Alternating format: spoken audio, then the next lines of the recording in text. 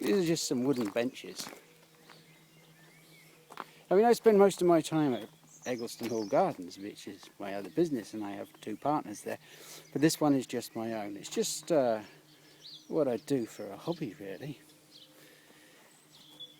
This is some hostas, pulmonarias, little bits of primulas. It's a shady area because he has this bloody great wall here.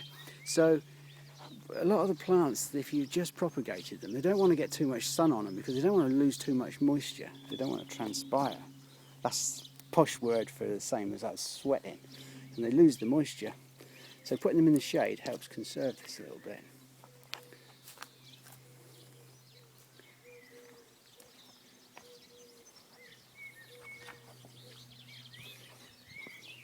As a watering system, it's a bit antiquated, but it works. These are flood mats. There's a few bits and pieces. This was some standard Wisterias. It's taken me about 8 years to do them.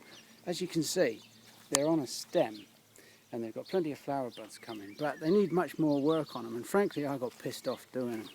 It takes ages, and people are not prepared to pay, in this business anyway, they're not often prepared to pay the money for the effort that you put in. If I charge by the hour, some of my plants would cost hundreds of pounds. I'm lucky if I get 50 quid for them. Anyway, that's just a little gripe.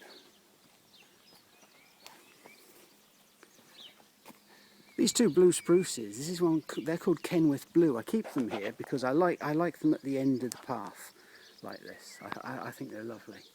There's a lovely maple next to them, but the Kenwith Blue is interesting. You never see it anywhere, and I keep them trimmed back, and so to accentuate, because they're not fastigiate, but it accentuates that sort of sentinel, that beautiful sort of look. They are the most lovely blue, as you can see.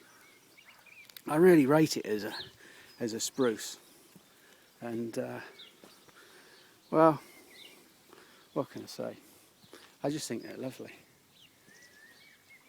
We're talking in one of the other videos about lifting skirts. Now, I'm not an old perv or anything like that, but with plants I do like to, I like the stem. I like to see the shape of it and the form of it, and then you top it with a lovely canopy of the colour. Not everybody's cup of tea, but if you don't like it, you don't have to do it, do you? Right.